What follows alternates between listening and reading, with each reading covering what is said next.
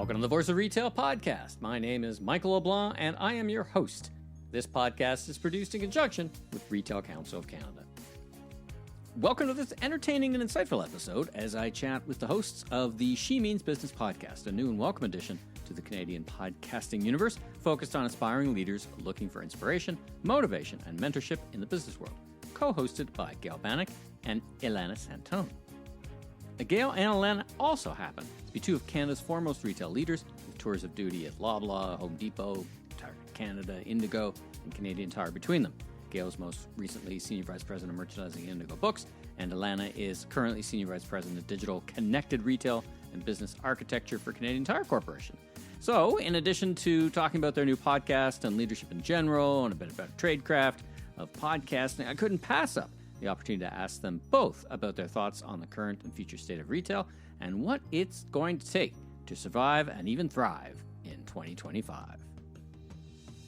Well, welcome both of you to the podcast and the wonderful world of podcasting.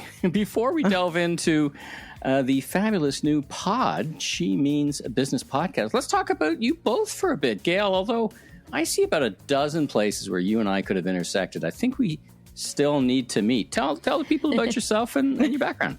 For sure. Yeah, no, I don't know how we haven't met officially, but great to meet you. Sure. So I grew up in retail pretty much ever since my first job ever. And now I'm a business leader with about 20 years experience in anything business. So insights, customer experience, marketing, and merchandising. I've worked at a couple of really exceptional CPG companies like Spin Master Toys and AB InBev. And I've had the privilege of working for a few really great Canadian retailers like Target, Canadian Tire, Loblaw, and most recently Indigo. So I'm incredibly passionate about building teams and leading people in retail. Fantastic. And you've been on both sides of the table, right? Which I've done that as well. It gives you just a different perspective on, what we call as retailers, the vendor side or on the retailer side. Yeah. That's right. And I mean, both of the vendors that I worked at were both very retail centric as well. So they were, Spin Master was very much like, what is Target, Walmart, Toys R Us doing and thinking? And everything that they did changed depending on what the buyers said. And then AB InBev was the same thing. It's, at the time, the beer market in Canada was even smaller than it is today. And so you really don't have a lot of options. And so you're very, very retail centric. Yeah, right on. Lana, you and I met a couple of times at least, but tell the listener about your background. Fascinating career trajectory, and what you do for a living today. Yeah, well, thanks, first of all, for having us on today. We're super excited to be here. We have met a couple of times. I think a little bit about me. So I have, like Gail, spent the majority of my career in retail. I actually started off as a teacher, though. So I actually got into Canadian Tire about 20 years ago because I was a teacher by trade, but they were starting up e-learning. So it was my kind of foray into retail. I always had a desire to get into merchandising. And so I spent the better part of the first part of my career in merchandising or around merchandising, really about product and customer, and really, doing things either that was directly tied to merchandising or helping merchants do their jobs. So that was a better part of my first part of my career. And I did that at retailers like Canadian Tire. I also worked at the Body Shop and Target in merchandising. And then over the past 10 years, I've really spent most of my time in different roles. So I did some strategy. I led home services at Home Depot. And then over the past almost 8 years, I've been in and around digital. So doing customer experience, doing a lot of the kind of e-commerce experience, e-commerce in general. And now, most recently, over the past 3 years, been leading digital for Canadian Tire with an expanded role of doing enterprise strategy and planning as well. So I too, like Gail, and this, I'm sure this will come out, very passionate about retail teams, leading teams, getting the most out of teams, and then just generally working on teams with great people doing great things. Right on. Now, as a veteran merchant, how did you come to digital? I find different paths. Like some people are like, I don't know anything about this. It's exciting. I want to learn about it. Others are kind of greatness is thrust upon them, so to speak. Yeah. It's basically, you're talented. We need you to figure this out because, we don't think you need to be we got lots of smart people who can figure out the nuts and bolts of digital, but we need a leader who knows merchandising and retail. What drew you there, or what path did you take? Yeah, I think it's a little bit of the latter. I was coming back to Canadian Tire and I was given the opportunity to pick between a couple of roles, and one of them was in the digital space. I had very little digital experience at all, but I think it was more they needed a leader to start up. Obviously digital in a retailer, you need to kind of understand how to get things done in retail, but also be curious enough to learn and to be helped by others to kind of get your knowledge. And I just found it fascinating. I loved it from the day I started. I learned all about the tech world, the digital world. I had a couple of leaders that were exceptional digital leaders. And I just, over the past 7 years, I've just built up my knowledge in this space, even though I didn't grow up in it. Yeah, fantastic. Now, where did the two of you meet? A quick look at LinkedIn, and looks like you intersected a couple of places, Target and Gail. Where did you two come across each other? And so it's funny because Ilana and I worked together at Canadian Tire when we were both there the first time around, but we kind of knew of each other. I think Ilana would get reports from me, but we didn't really meet. It's true. Reports about you? No. Like it was work related. I would send out these reports, and she would get them, so she knew of me. And I knew of her, obviously. But we both ended up working at Target. And again, we didn't really know each other, but we officially met at Target when it came to Canada. And Ilana was in merchandising. I was in insights at the time. And we were working quite closely together, my team and her team, so much so that I wanted to be a buyer on her team. And actually kind of campaigned to get that job. And she actually gave me the job, but Target shut down before I got the opportunity to be on her team. But luckily, we stayed in touch, and I got the opportunity to be on her team when we both kind of made our way back to Canadian Tire. So she went back to Canadian Tire, and then I went and joined her team years later. And so, yeah, it's been a fun road of kind of mentor mentee, and then boss and subordinate, and now friends and colleagues through the podcast. So it's kind of evolved really nicely over the years. Ah, nice. Now, Ilana, you and I, let's start with the podcast. I recall you asking Steve and I a bunch of questions about podcasting. I felt like you had your merchant hat on. I'm going to discover everything I can about this. We were talking about it. Was there already an idea that you wanted to do this, or is this just something, that's interesting, I wonder what it's about? Is it something for work or something I might do someday? How did you approach getting into, I mean, there's no shortage of podcasts, right? So yeah. There's a lot of them out there, right? Yeah. I mean, it's really interesting. I was very fascinated by it. So when I met you and Steve, I was actually quite curious about how you got into it, how you did it. I didn't really know what I wanted to do. I'm kind of in a phase of life where I'm kind of trying to figure out what passion or hobby I could take on, because my kids are getting older. A couple of them have moved on to university. I had it in the back of my head as something that might be interesting. And then Gail and I serendipitously were talking about it probably about a year ago, just over a year ago. And she was saying, I'm really interested in doing a podcast. I'm like, no way, me too. And then we started riffing on what topics we might be interested in. And immediately, it wasn't like we had like a list of 10 and we got to number 8 and there was common. It was like the number one thing we wanted to do was, to really talk about leadership, and in particular women. And I had just come off of kind of a series of hirings, and I had just experienced a number of situations where, I had to kind of go and encourage women to put their name forward, or to, help them with interviewing. And I was just super passionate about, helping more or kind of providing advice to women so that they, put themselves in. And so Gail and I went about kind of putting together what we now have as the She Means Business podcast. Yeah. And it was just very serendipitous that the timing was right. Gail and I are fantastic partners and friends. And so it's just been a great experience. Gail, let's build on that. Talk about the strategy and objectives of the pod. I mean, like I said, there's, I don't know, the crazy number, like 3 million of these things around, but both of you are so very strategic. You would approach it in a certain way. In other words, there's not something quite like this. Is that how you thought about it? And what did you think it was missing? Yeah, I mean, yes, it's definitely a crowded space. The world does not need one more podcast, probably. And there are a ton out there, but we actually did feel like there was a white space for a couple of reasons. So firstly, we wanted a podcast that showcased and highlighted professional women at the level that we are seeking out, where they're still kind of connected to the organization. They're not too senior. They're still mentoring teams. They still remember the challenges. Like I find, a lot of podcasts out there that have like these incredible women that have reached these heights that I don't know, how they did it, but there wasn't a lot out there for to guide women in middle management, particularly. And that's kind of where we thought that there was an opportunity.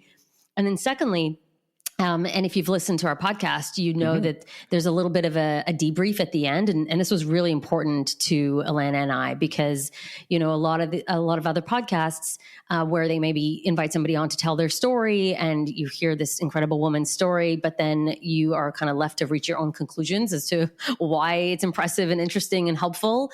And so we wanted to kind of be able to add our kind of fingerprint onto it and kind of dissect it together, learn from each other. And that extra kind of thought-provoking conversation that happens at the end, we wanted to be able to give our point of view and say, okay, this is what we're taking away from it as a leader. And this is an interesting way to look at it. And in fact, some of these conversations, I would say I've learned from Ilana, like at the end, the end debrief is just as interesting as some of the conversation, just because, there was a nugget that was said that then triggered Ilana to say something that I thought was really smart and interesting. And then we have a great fun conversation. And so we thought that was kind of a unique spin that we could contribute to the podcasting space.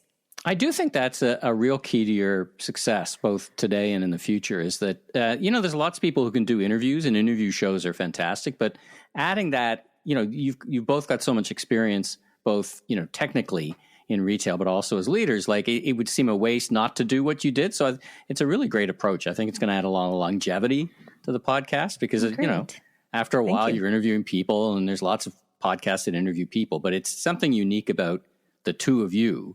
Well, and that's what we wanted in the first place. Like, we just enjoyed each other's company, and the riffing that when we went back and forth, and the lessons that we learned. And so we wanted to just make sure that to your point, it's not just an interview, and we get to capture and share that, because sometimes it's quite entertaining. We could probably let loose a little bit more.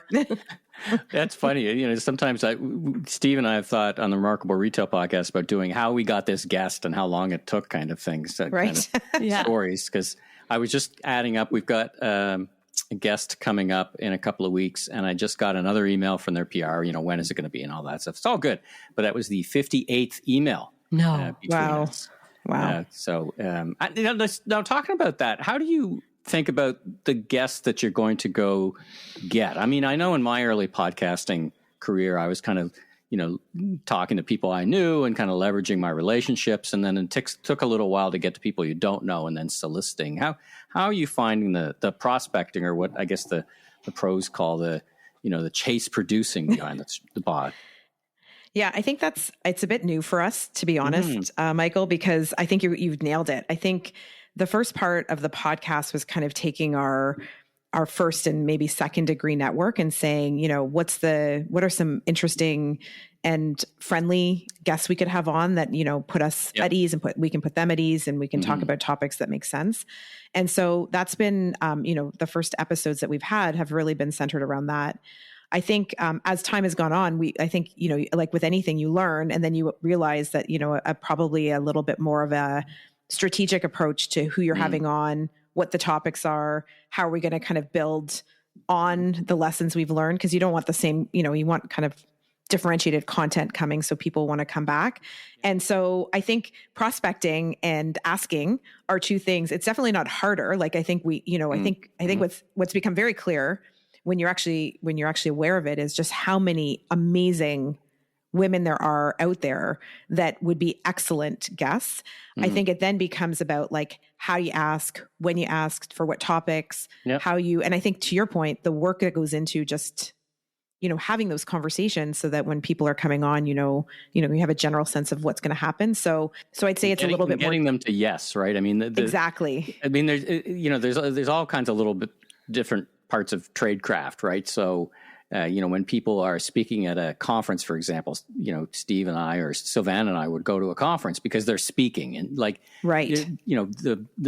Often senior executives are in a mode. They're in a quiet mode or not a quiet mode, or they have something to say. They've got an initiative they're proud of or something like that. All these tradecraft things.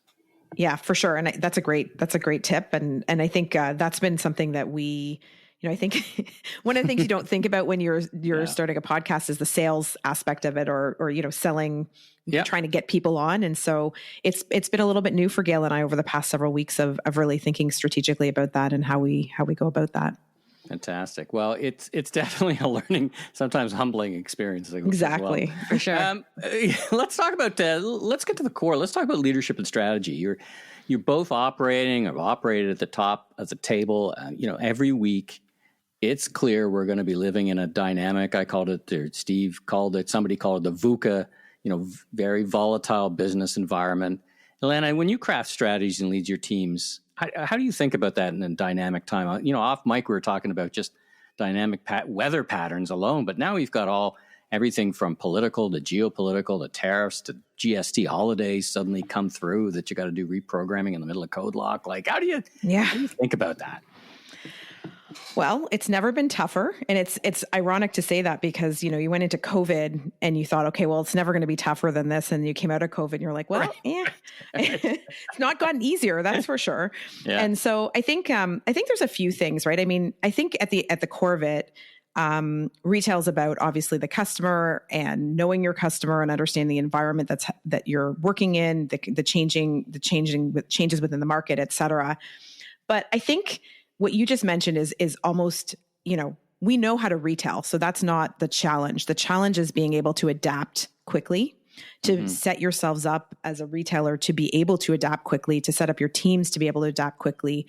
And what that requires is a few things, right? It requires your ability to read what's happening. So whether that's like the customer and how that changes, the new changing kind of technology when you think about AI and how quickly that's changing, or as you said, the geopolitical or the changes in kind of regulations, which require flexibility and agility and things like tech, where you don't know what's coming, but you need the flexibility to do that because you don't have 10 months to change something now. You have to be able to do it much more quickly. Yeah. And so I think it's a combination of knowing what's happening and being able to react in a way, whether it's from a people, process, or technology perspective, and then to seize opportunities. Because obviously when in dynamic environments, there's lots of opportunity to seize market share, seize customers.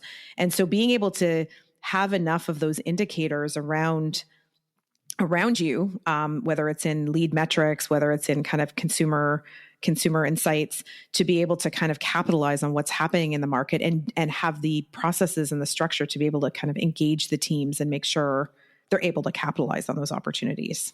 It's a super interesting topic because on the one hand, you want to do enough scenario planning that you can say, okay, what if we have a 69-cent dollar, or what if there's a GST increase, but at the same time, you don't want to do so much scenario planning that you're lost in planning, that you eventually got to stick this is what we think we're going to do. Is that putting those two together, scenario planning plus making environments as dynamic and flexible as possible? That's got to be a big emphasis, right? Like even at the systems level, right? We got to make sure we can open this thing up, open up the hood and make changes. 20 years ago, you'd be a little less likely to do that. Yeah. Yeah. Which means you have to, if you're talking technology, you have to build these very modular, flexible, dynamic systems that allow you to not be so, stuck on one process rigid, and rigid. And so that's 100%. I mean, that's what we think about all the time is how do you, it used to be about, getting these really great products at the end of a long cycle. And now it's about being able to do these iterations where you can just unlock value as you go, but also make changes as you go. And you're not so stuck that you can't kind of, change left or right to be able to achieve what you're trying to achieve.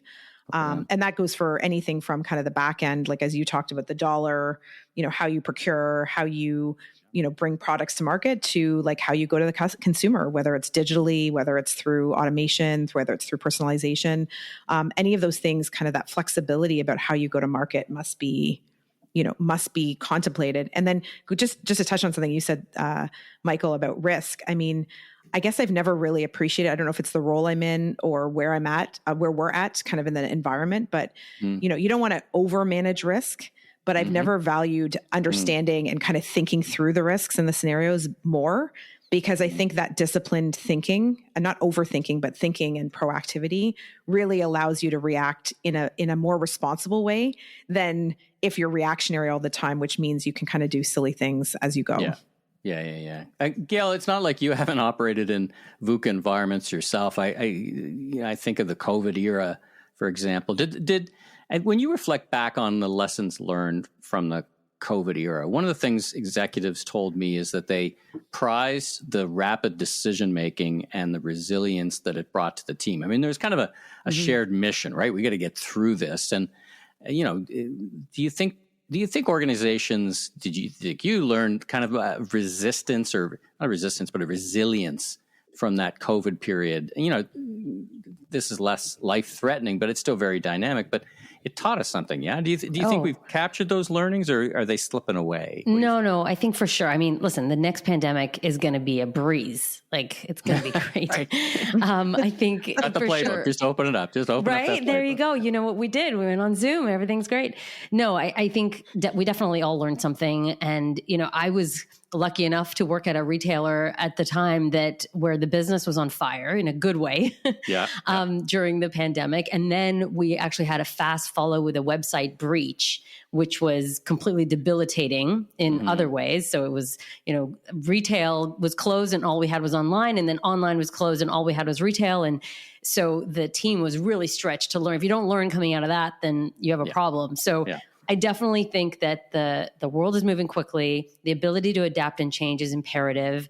And I think we all learned, not to take anything for granted. I think everybody appreciates the value of history more than they did before, because now everybody's operating with no history. And I think a lot of different industries were shaken, and retail in particular. But I think much like everything else, once you've been through adversity, you become better at some things. We now have tools like Zoom and Teams. And so everybody, if we had to stay home tomorrow, everybody could do it tomorrow, you right? Could do it, exactly. It wouldn't paralyze businesses the way that it did before. But at the end of the day, that doesn't solve problems like, where are my customers and why isn't this product selling? And so I think it got us to think about some things, but now we have, additional challenges. We've got new leaders in the US and the implications of tariffs, and the world's not exactly a calm place right now. Yeah. And so I think we strengthen some muscles, but I think the real muscle to work on is just the ability to be agile and, be able to move quickly and respond quickly, because you just don't know what the next pandemic is not going to look like the last, or the next big problem is not going to look like the last one. And so it's just about being able to move around and respond quickly. It's funny. I spent a year at McGill in the master's program studying theoretical nuclear deterrence years ago.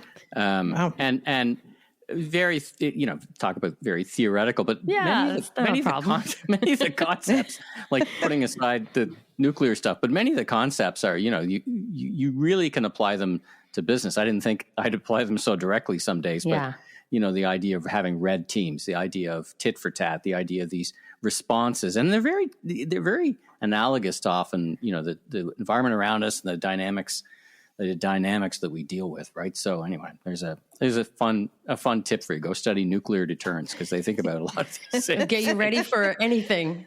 Gets you ready for anything. Now, it's such a treat to have two retail leaders on the pod with me.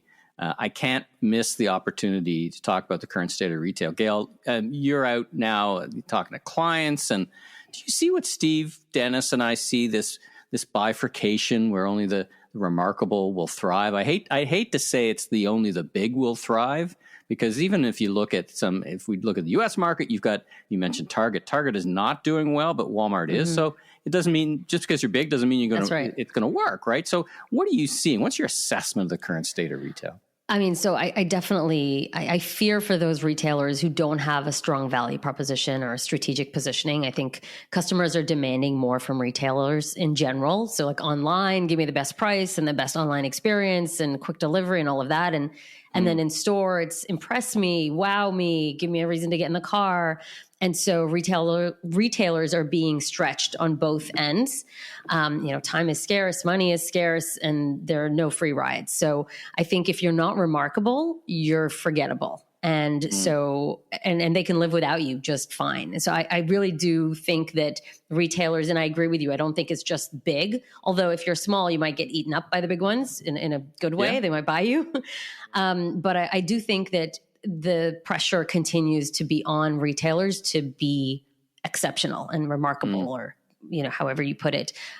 Otherwise, they're just forgettable. Now, if you and I were having this conversation, I don't know, earlier in our careers, 15 years ago, we probably would have said things are fast moving, time is sparse with our customers. I mean, we'd probably be saying many of the same things. Do you think that the pace is an artificial construct of the way we're just so soaked in social media and media that it just kind of the minute, the TikTok media, the X or the Blue Sky or whatever? Do you think? And I guess this gets to also how you think about leadership and leading is like we're just washed over with news every second of the day. And sometimes it feels like it forces a pace that is not necessary. But on the other hand, I look at the rise of Shein and Temu, and TikTok shops now are enormous in the States. How do you think of all this? An AI strategy, like, what do you think of all that? Do you think it's real, or do you think that the pace is just there to also be managed a little bit?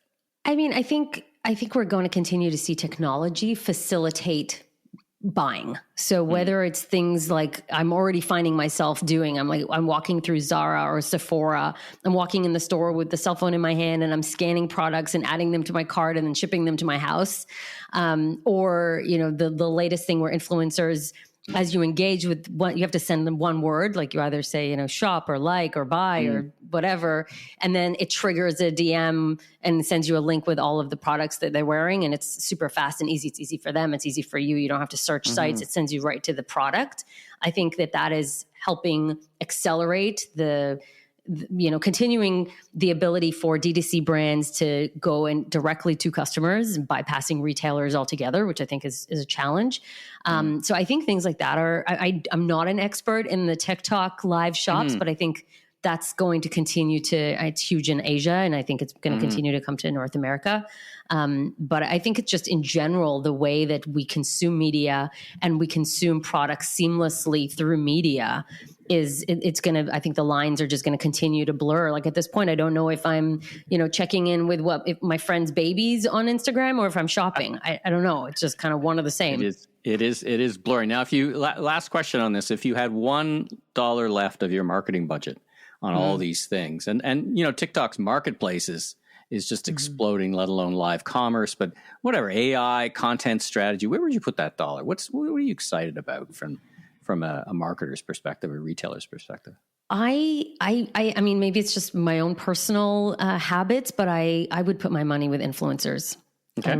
I really think that people get so attached to these their friends. They turn, these communities of influencers and their followers, and they don't have to be very large, but I think there's so much content out there. There's so much information. People don't know where to go. And they basically think that these influencers are their friends. They trust them and they're influenced. Well, and in your role, you work for people, many of whom I know and have met, very impressive people. You've got team, you've got resources, and they're not all that common. Not everybody has these things. What's your advice to the listeners, retailers, industry people, on how to win regardless of their resources? How to approach these challenges, whether you've got $1 in the budget or $100 in the budget? What are the building blocks to that success? Yeah, it's an interesting question when you talk about resources, because I've worked in both small and large retailers. I've worked in startups versus established. I mean, if you call the target situation here as startup, which I do. And so I would say, like, having lots of resources, being bigger doesn't necessarily mean better. It just means different, right? So being bigger sometimes brings about different challenges, right? And it's sometimes more cumbersome to get work done. Not that that's that's always the case. It just, you have not more uniformly complex the problems. case. Yes, Yeah, exactly. You just got more people. You just got a bigger bureaucracy, and yeah. It can be that way, right? So you have to really work against that. So I think the reality is retailing is not that different, no matter, like, regardless of how big you are. There's still the same principles that you have. It's not that complicated. You need to know your customer. You need to know your value prop, as Gail said, and you need to really understand where value is created based on what your differentiation is.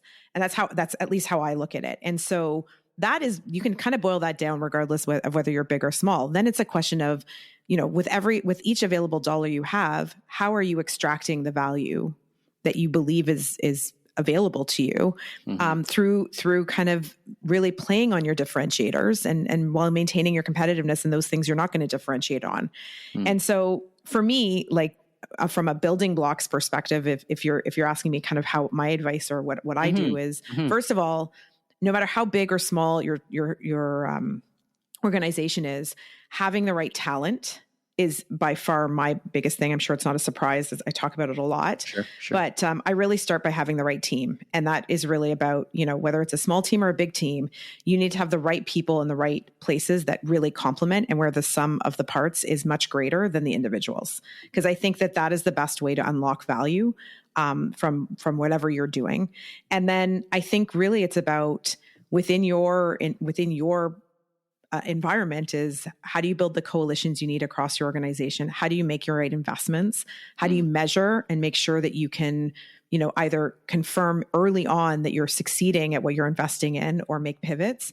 And how do you keep current and really make sure that you're, keeping a pulse on what's happening around you as you're making your investments to extract that value? And I think if you can do that, resources is critical, but it doesn't mean that you have to having more of them doesn't mean you're going to get more out of them if you don't have those things around it to say, team measurement, understanding where you're going to go.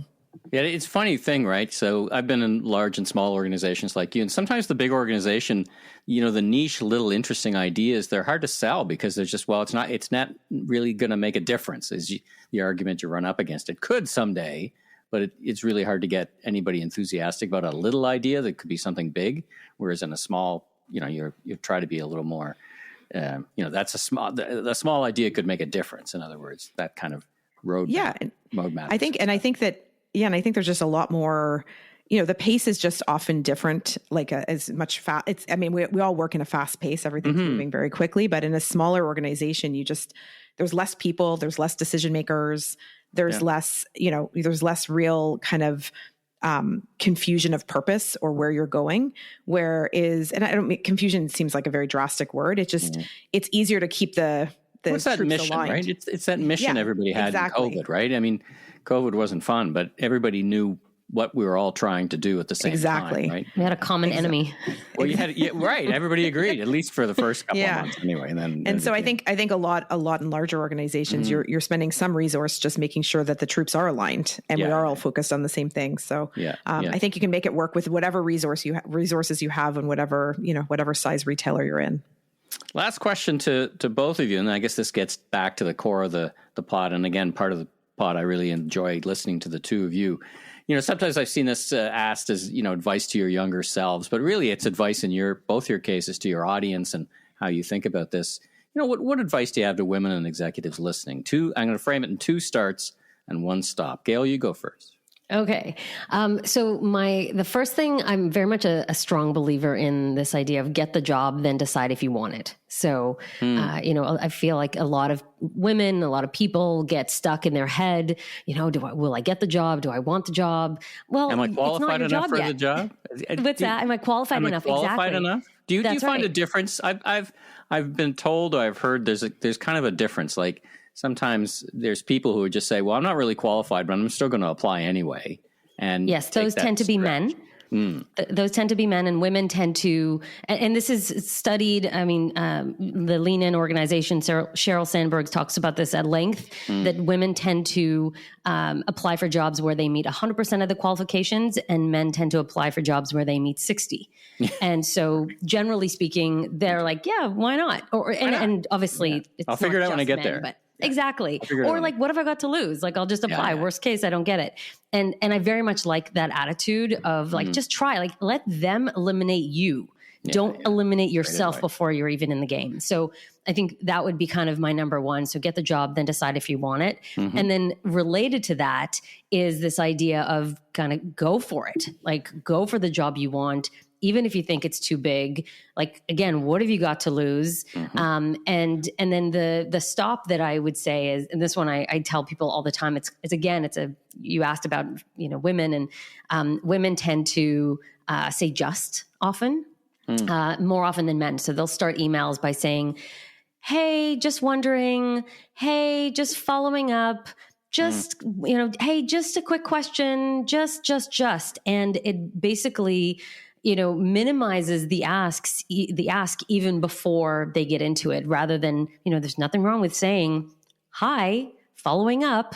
Yeah. How's the project going? Yeah. How's the project going? And it's so, if you look for it, you will see men just don't do it. They just don't use the word, and women do. And it's fascinating to watch. And then you see that it's not necessary. You don't have to do it. You can raise your hand at a team event and say, here's my question, without saying, just wondering, hey, quick question, hey, this may be a stupid, that's the worst. This may be a silly question.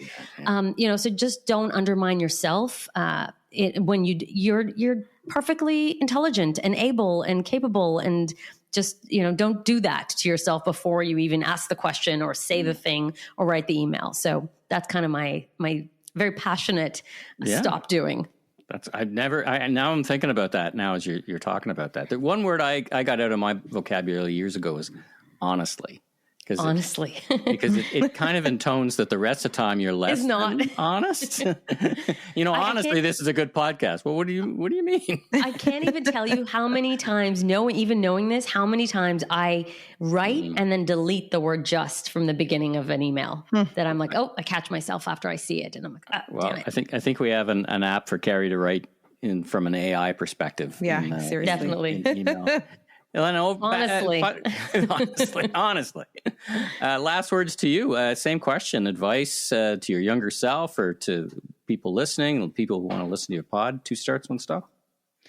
Yeah, I mean, I think my stop was going to be it was exactly what Gail's stop would be, which is I think Gail gave some good examples, but it's for women, but it's for all, which is just, don't play small when you can play, you can play big or play yourself.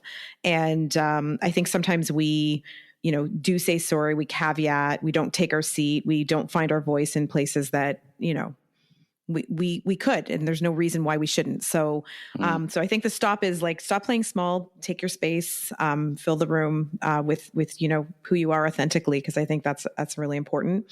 I think a good start from my perspective is, if you don't have a growth mindset, adopt one. And I think most people know what growth mindset is, but it's really that we believe we can adapt or develop, we can learn. And I just think this is, we talk a lot about that in where I work, but like there's a lot written now about it. It's never been more important. But the reality is the people under us are where we're learning from now. Like, we're not going to be experts in what's coming. We're going to learn from the people who are hiring. And so if you're not interested, you're not curious at what's happening in the environment, you're not interested and curious in learning from the people who work for you, who work around you, you're going to become obsolete over time. And so I think this growth mindset is extremely important, never been more important than now. And then another start I would say is start being bold. I think, you and Steve talk a lot, Michael, about remarkable. And part of being remarkable is taking some bold moves, right? And making, you're not always going to succeed, but there's very few that become remarkable without being bold in some assertion of where you're going to, place some bets.